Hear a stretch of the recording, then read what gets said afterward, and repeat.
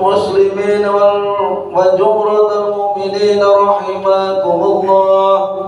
اعلموا أن يومكم هذا يوم عيد الأضحى ويوم الأكبر ويوم السرور ويوم أحل الله لكم فيه الطعام وحرم عليكم فيه الصيام. إذا صعد الخطيب على المنبر أمسكوا أصواتكم الله واسمعوا أجركم الله وأطيعوا راحمكم الله.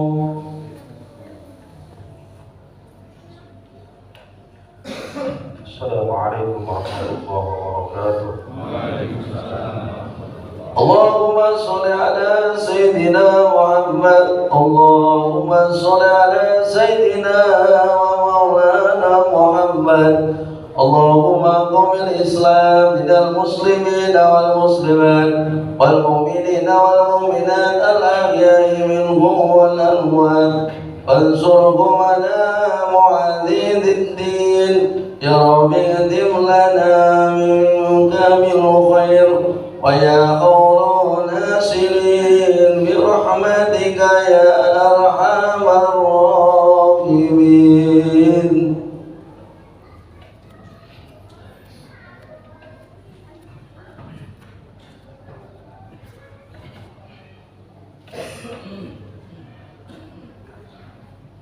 الله أكبر الله أكبر الله أكبر الله أكبر الله أكبر الله أكبر الله أكبر الله أكبر الله أكبر الله أكبر كبيرا والحمد لله كثيرا وسبحان الله بكرة وأصيلا.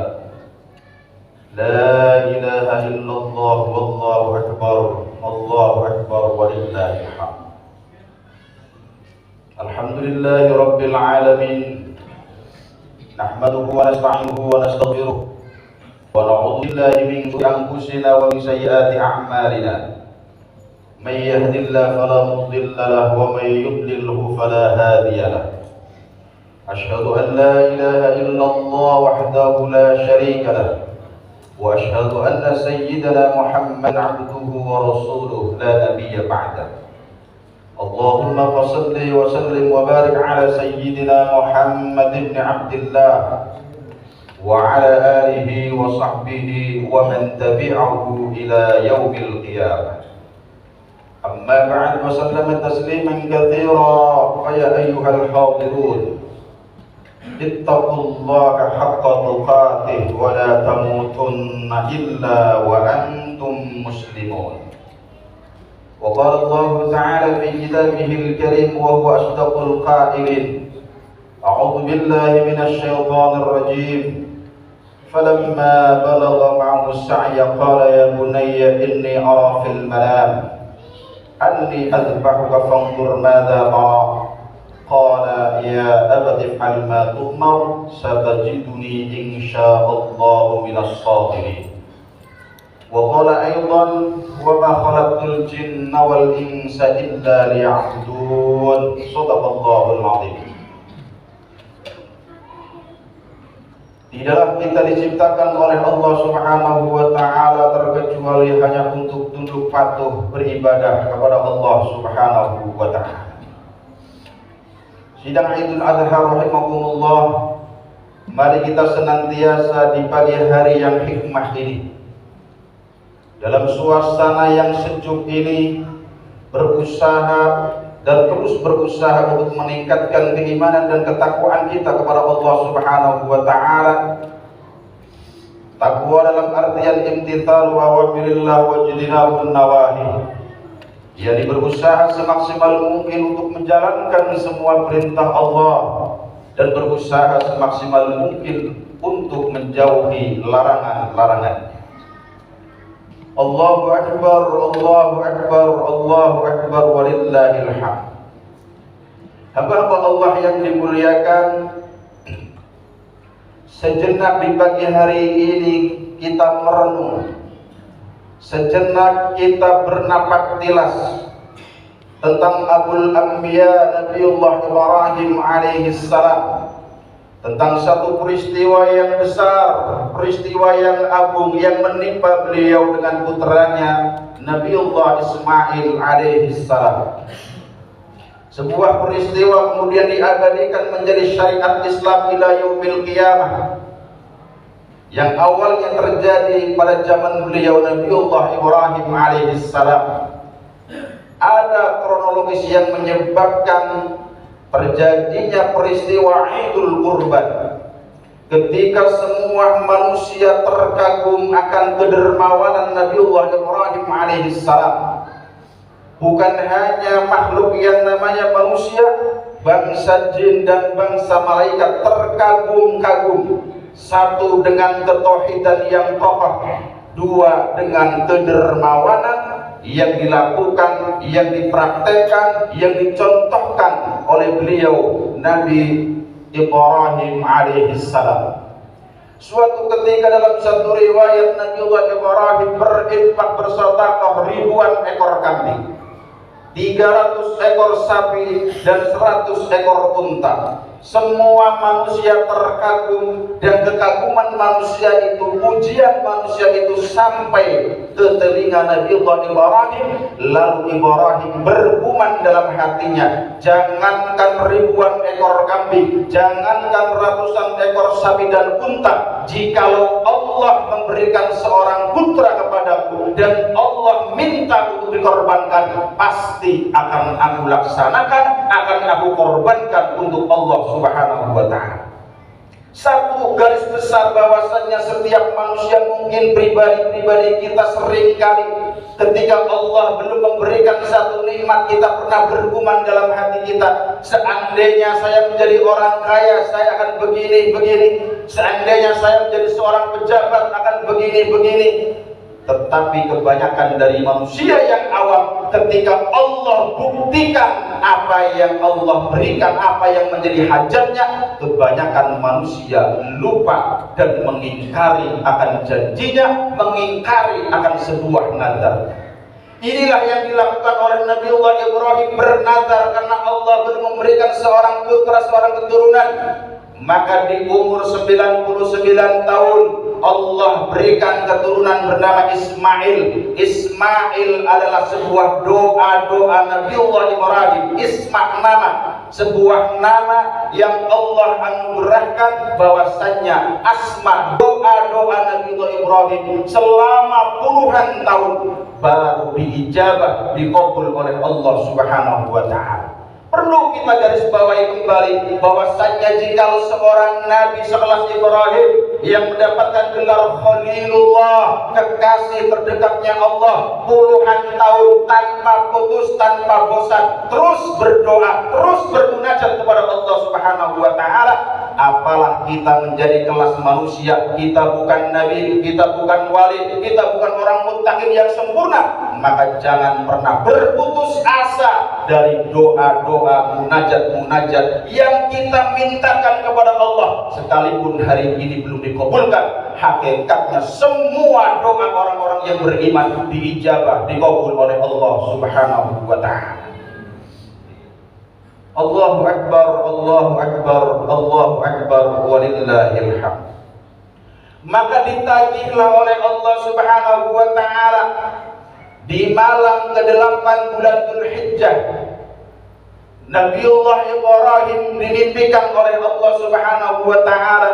Di dalam mimpinya itu beliau ditanya, dalam ada suara, wahai Ibrahim, tunaikanlah janjimu, tunaikanlah janjimu, persembahkan putramu untukku. Di pagi hari Nabiullah Ibrahim terbangun terperangah, terus berpikir, terus bingung hingga sore hari, memikirkan tentang mimpinya. Apakah mimpinya ini betul-betul dari Allah Subhanahu wa ta'ala, atau justru mimpi ini datangnya dari syaitan? terus berpikir seharian, maka disebutlah karena berpikir, karena merenung, disebutlah dengan yaumut tarwiyah, hari perenungan, hari pemikiran, memikirkan, merenungkan akan mimpinya di malam ke-8 itu. Betulkah mimpi itu datang dari Allah atau justru dari syaitan? Maka di malam yang ke-9 dimimpikan yang sama, wahai Ibrahim, tunaikanlah janjimu, persembahkan putramu untukku. Maka di pagi hari Ibrahim terbangun, dia sudah memahami, dia mengingat bahwasanya dahulu puluhan tahun yang lalu pernah berjanji, seandainya Allah memberikan keturunan, maka apapun yang Allah minta akan aku kerjakan, akan aku persembahkan kepada Allah Subhanahu wa ta'ala. Melalui di tanggal malam 9 ini, maka tanggal 9 ini disebut Yaumul Arafah. Arafah, memahami, mengerti bahwasannya mimpi itu bukan dari syaitan, mimpi itu betul-betul dari Allah Subhanahu wa ta'ala. Maka di malam yang ke-10 dimimpikan kembali, tambah yakin. Maka di pagi harinya Nabiullah Ibrahim mengumpulkan istri dan anaknya, beliau bermusyawarah. Falamma balagha ma'ahu sa'ya, saat itu Ismail sudah bisa diajak bekerja, bisa diajak untuk melakukan satu aktivitas oleh ayahnya, diajak bermusyawarah. Qala ya bunayya inni fil manam, wahai putraku, sesungguhnya tiga malam berturut-turut ayahmu dimimpikan oleh Allah, mendapatkan perintah dari Allah, inni azbahuka, untuk menyembelih. Sungguh aku diperintahkan untuk memotongmu wahai Ismail. Fandur mada tara, tolong pikirkan wahai anakku, bagaimana pendapatmu. Perlu digarisbawahi kembali, apapun kesibukan kita dalam berpermasalahan keluarga harus senantiasa dimusyawarahkan dengan anak istri kita. Jangan pernah memutuskan sepihak. Sekecil apapun permasalahan, mau beli rumah, mau beli kendaraan, mau beli tanah, ajak rembukan dengan keluarga biar hasilnya sempurna. Inilah yang dicontohkan oleh Nabiullah Ibrahim. Tidak otoriter mentang-mentang beliau nabi, mentang-mentang beliau kepala rumah tangga. Ismail yang masih remaja, riwayat mengatakan umur 6 tahun, riwayat yang lain mengatakan umur 13 tahun, diajak bermusyawarah, dimintai pendapat. Bagaimana pendapat wahai anakku? Aku mendapatkan perintah bahwasannya untuk menyembelihmu. Jawaban seorang anak yang saleh, lahir dari rahim yang salihah, dari ayah yang saleh, dengan tegas beliau mengucapkan, beliau menjawab, ya abati if'al ma tu'mar satajiduni insyaallah minas sabirin. Wahai ayahku, kerjakan apa yang telah diperintahkan oleh Allah. Apapun yang Allah perintahkan, kerjakan wahai ayahku. Satajiduni insyaallah minas sabirin. Insyaallah wahai ayah, engkau akan menjumpai diriku, kata Ismail, termasuk golongan hamba-hamba yang bersabar, yang berpasrah diri kepada Allah Subhanahu wa ta'ala. Allahu akbar, Allahu akbar, Allahu akbar, walillahil hamd. Maka dibawalah Ismail di pagi hari itu ke tempat yang bernama Mina. Prosesi penyembelihan pun akan dimulai.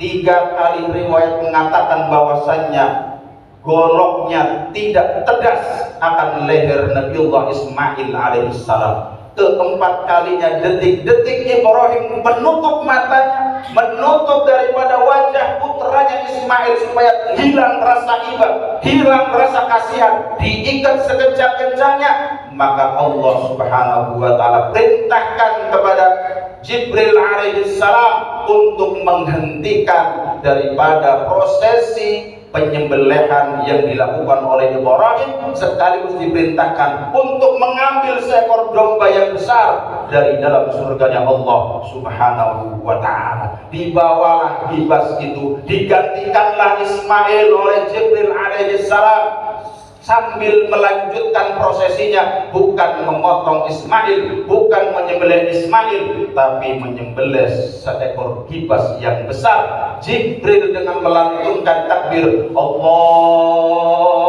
akbar, akbar, Allahu akbar, Allahu akbar. Dilanjutkan oleh Nabiullah Ibrahim, la ilaha illallah, Allahu akbar. Dilanjutkan oleh Nabiullah Ismail yang diselamatkan oleh Allah, Allahu akbar walillahil hamd.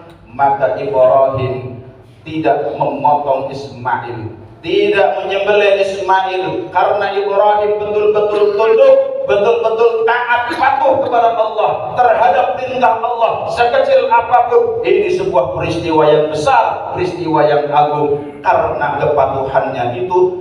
Wa kadzalika nunjil mu'minin, maka begitulah Allah akan memberi balasan kepada orang-orang yang melakukan kebaikan, melakukan akan perintah Allah, tunduk patuh sekecil apapun. Maka digantilah Ibrahim, wa fadainahu bidhibhin 'adzim, dengan seekor kurban yang besar yang diambilkan, yang dikasih hadiah dari surganya Allah Subhanahu wa ta'ala. Allahu akbar, Allahu akbar, Allahu akbar walillahil hamd. Maka sebagai kesimpulan khutbah pagi hari ini, tidak lain dan tidak bukan, dohirnya kita adalah memotong seekor kambing, dohirnya kita adalah memotong hewan kurban. Tetapi secara hakikat yang harus kita korbankan, yang harus kita potong, yang harus kita sembelih adalah sifat-sifat hayawan, sifat-sifat syaitaniyah, sifat-sifat bahimiyah yang ada dalam diri kita. Kita memotong, kita menyembelih sifat ketakaburan, sifat kesombongan, sifat hasud harus kita potong, sifat bakhil harus kita potong, sifat-sifat mazmumah, sifat-sifat kejelekan ini harus di momen Idul Adha harus kita sembelih, harus kita potong, diganti dengan sifat-sifat mahmudah, sifat-sifat yang baik, sehingga kita menjadi la'allakum tattaqun, menjadi orang-orang yang bertakwa. Innama yataqabbalullahu minal mu'minin. Begitulah yang diucapkan oleh Habil kepada saudaranya Qabil, bahwasanya wahai abangku Qabil, sesungguhnya Allah hanya menerima dari hambanya yang bertakwa. Allahu akbar, Allahu akbar walillahil hamd. Ini saja yang dapat saya sampaikan, mudah-mudahan bisa bermanfaat. Kebenaran hanya milik Allah, datang darinya dan kembali kepadanya. Kekhilafan, kesalahan milik saya pribadi. Inna ahsanal kalam wa abjadal nidham kalamullahil malikil a'lam, wallahu yahdil muhtadin. A'udzu billahi minasyaitonir rajim. Inna a'tainakal kautsar fashalli li rabbika wanhar, inna syani'aka huwal abtar, wa qur rabbighfir warham wa anta khairur rahimin. Allahumma shalli ala sayyidina Muhammad wa ala ali sayyidina Muhammad.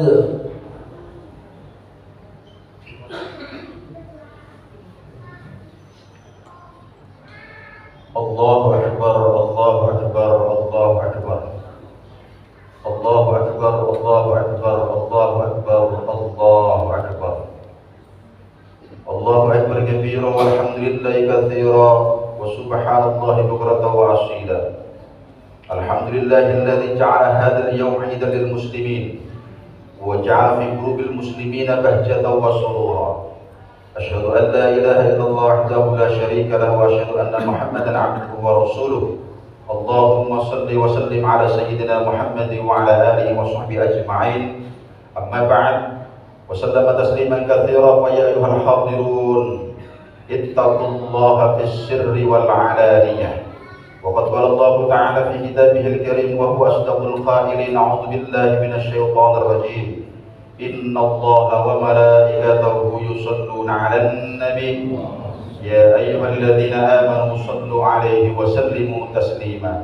Allahumma salli wa sallim wa barik ala sayyidina Muhammad wa ala ali sayyidina Muhammad walhamdulillahi rabbil alamin. Amin amin ya rabbal alamin. اللهم اغفر للمؤمنين والمؤمنات والمسلمين والمسلمات الأحياء منهم والأموات إنك سميع قريب مجيب الدعوات ويا قاضي الحاجات. اللهم أعز الإسلام والمسلمين وأذل الشرك والمشركين وانصر عبادك الموحدين وانصر من نصر الدين واخذل من خذل المسلمين ودمر أعداء الدين وعلي كلمتك إلى يوم الدين. اللهم انصر إخواننا المسلمين والمجاهدين في فلسطين.